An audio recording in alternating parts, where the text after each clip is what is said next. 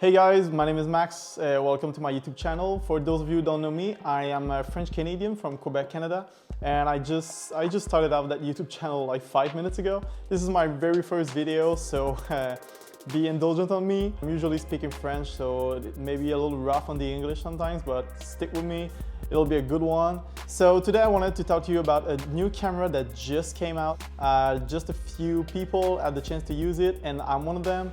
Sony had the generosity of lending me a Sony Alpha 1, which is the newest and greatest. I was really eager to try it. I mean, the 8K sounded really great. It got all the bells and whistles, but I was like, is it too good to be true?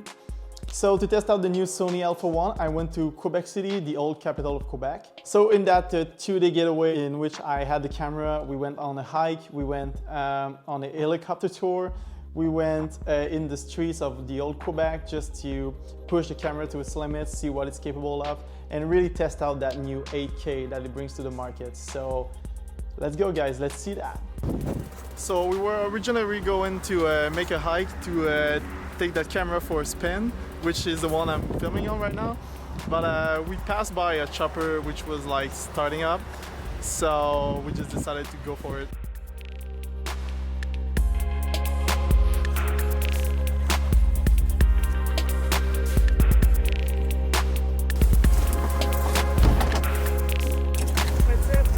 That's it. What's that match? Yeah.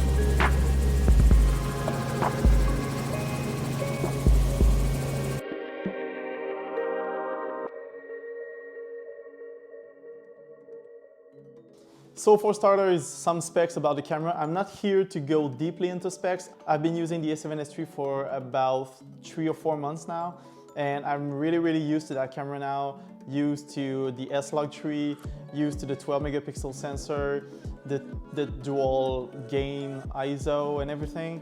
So I really wanted to give you my honest opinion about the camera as somebody who used the A7S III a lot before. So let's start with the first thing.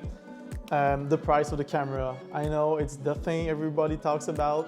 If you don't know it already, that camera retails for $6,500 USD, which is $8,500 Canadian.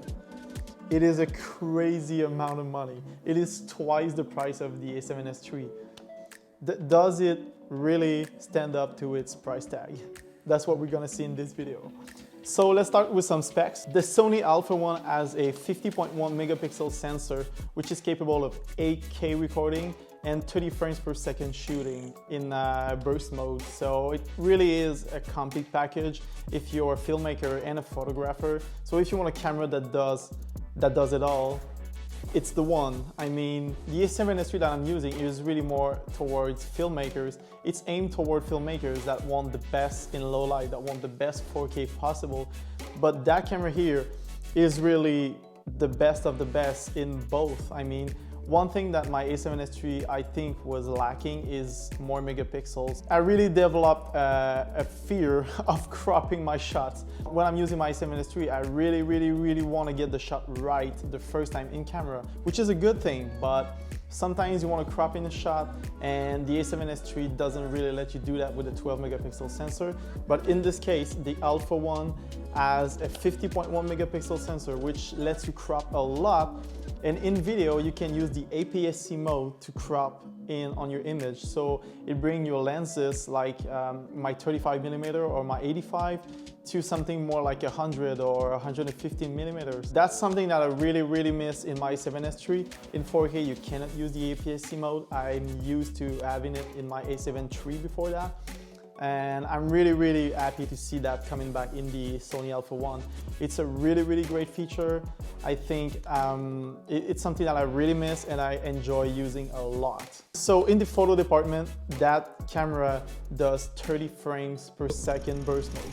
I'm gonna repeat myself, 30 frames per second with the electronic shutter. It's just nuts. And I just want to remind you that those shots are 50.1 megapixel shots in RAW. That's just mind-blowing. But in my honest opinion, that may be a little bit too much for me. I'm not using burst mode that much and I really don't need 30 frames per second, but I really see that useful for people like wildlife photographers or sport photographers that are really gonna use that feature a lot. But personally, I had one opportunity that I really thought it was great and I shot like a bird passing by over my head at 30 frames per second and it was crazy. Just the focus was like stuck to the bird and I had like a full video in photos of the bird flying over me. It was crazy. So in some cases that could be a great feature. I don't see myself using that a lot, but it's there. So another thing that I really like about this camera is that it still has the dual CF Express SD card slot. So I can use my two CF Express cards, my 160 gigs cards that I currently have. And if I run out of space on those two CF Express cards, I can quickly put in two SD cards, two backup SD cards just to continue shooting. It's cool to have the versatility of using two cards in the same slots. Something that I really want to talk about that camera, which is like a lot better than on the A7S III, is the damn port for the HDMI. On the A7S III, it's that huge one over there that sticks out the camera like that and that you can easily break, or it's so annoying. But in the Alpha 1, they just put it over there. It's way more subtle and it just is way better. The two jacks are on the same port, which is another great feature. You only have to open one door to have access to both the jacks. The less door open, the better. On the Alpha 1, you'll find the same exact EVF as the A7S III. It's clear, it's bright, it's really awesome to look in. I really love using it when it's bright outside. It makes another extra point of contact on your face if you use it, so I think it's great to have it, unlike the FX3, which doesn't have it. Some people will say that filmmakers do not need EVFs. I'm not one of them. I think it's a really great feature to have. When it's sunny outside, it's so hard to see on an LCD screen like that. And the EVF just becomes so useful. So I want to see the EVF stay on the cameras. But one thing that I hate about the Alpha 1, I'm gonna say it, it's the damn screen. They showed us they could do it in the A7S III. The tilt-out screen is so good to use. It's so useful, but they had to make one caveat about that camera, and it is the damn flip-out screen. But you'll see enough people talk about it, rant about it. It's there to stay. It sucks, it really do. But that camera isn't all about the screen, all right?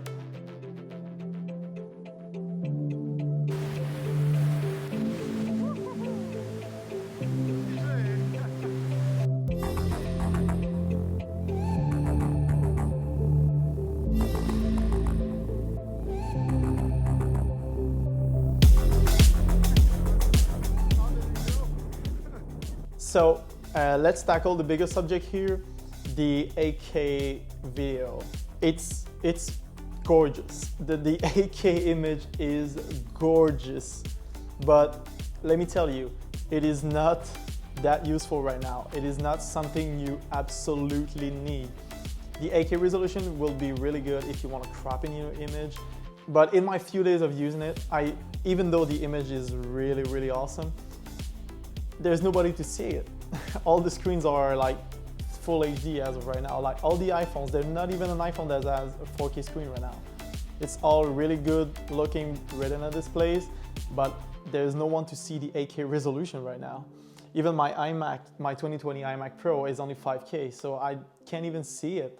It looks good, it's awesome to have it, but it's really more of a, you have an 8K image so you can crop it more. That's the usefulness I found to the 8K. And another thing about the 8K is that it's only available in XEVC HS, which is the H.265 codec, and it is hard on a computer. I'm gonna repeat myself here. If you do not have the biggest machine to edit, the 8K codec in here is gonna be so hard on your computer. You can't even imagine. So if you wanna use it, you're gonna need to go to proxies. You're gonna need to use the better performance option in Final Cut or something like that in Premiere. I used my M1 MacBook Pro on the travel and it was going nuts with the 8K. My RAM was like topping all the time. Final Cut would always close. I don't know why. Some people says it works really, really well, but mine was always crashing. So, but with my iMac 5K 2020, it's buttery smooth, it's awesome. If you use something like that, you'll have you'll have a good experience with the A1. So I really recommend having a good machine to edit with, or else it'll be a nightmare. If we go deeper into specs, the camera still does like the A7S III, 4K 120 in SNQ, so all-eye, XEVC HS, XEVCS, you have all the same codecs. The only thing about the Alpha one is that it does some pixel binning, which the A7S III doesn't. The overall image in 4K will be better on the A7S III in my opinion, but you still have like best of both worlds here, 4K 120 is still there. So personally, I wouldn't worry too much about that, but it's something you gotta know. One thing that I really wanted to compare between the Alpha one and the A7S III is the ISO performance. The A7S III always impressed me when I had to use it in really low light environments.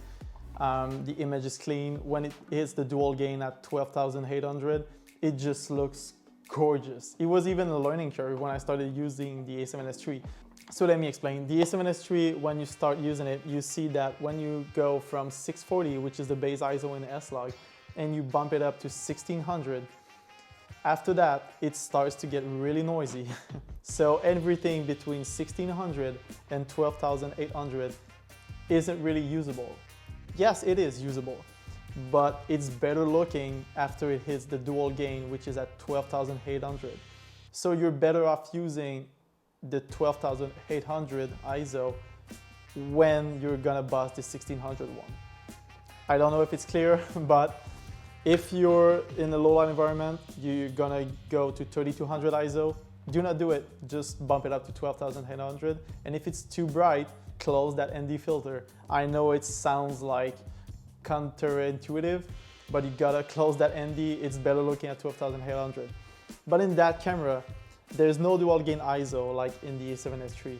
So the ISO performance is much better between the 800, which is its base ISO, and the 10,000. I'm even gonna go on record here, but after watching it a couple times, there's clearly something going on at ISO 4000 in the Alpha A1. There's some kind of second gain channel or denoising going on, but it magically cleans up at 4000 ISO. Just look at that. So I'm gonna say this, the Alpha one, in my opinion, is the best camera to put on a duo with the A7S III. I think they complement both really well. That one will be better if you're gonna use it between the 800 and 10,000 ISO, and the A7S III is gonna be much better when you go higher than that. One thing the A7S III still does have over the Alpha one too is active stabilization. Yes, the Alpha one has active stabilization, just like the A7S III, but only in 4K. If you go in 8K, you lose that. You only have the standard option. And believe me when I say this, when you start using active, you can't go back. It's that good. When I was looking at the footage that I took with the Alpha one on the field, one thing I was always thinking is, why is that footage so shaky? And that's the reason. There's no active stabilization, which I'm really used to on the A7S III. So just bear in mind, if you're gonna use that handheld, yes, the IBIS is present. Just know that in 8K, you do not have it. So if you really need that feature, just know that you won't use the 8K on that camera, except if it's on a gimbal. The image out of that camera on a gimbal is crazy good.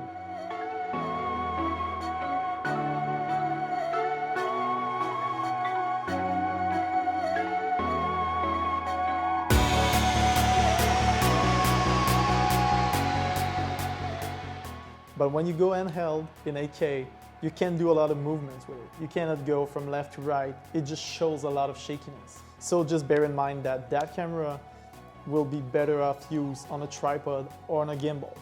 If you go handheld, you're much better off using the 4K with the active stabilization. It's much better. One other small feature that I really want to talk about is the dial here on top of the camera.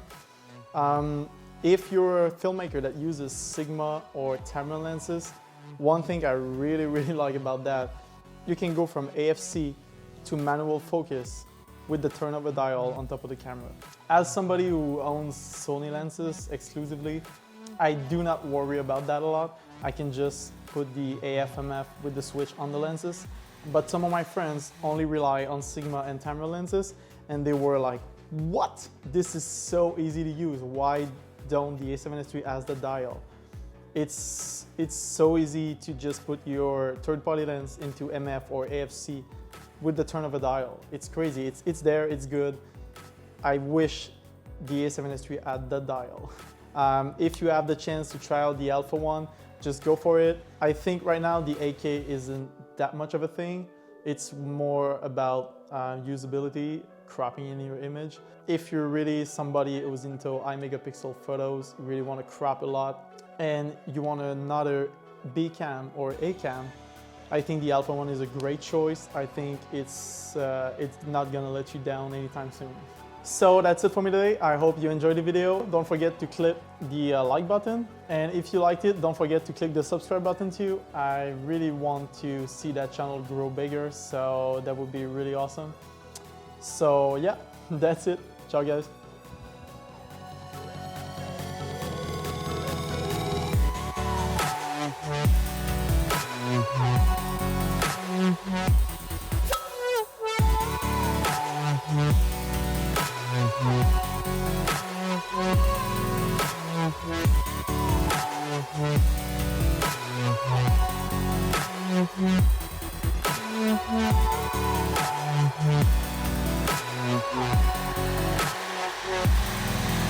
Mm-hmm.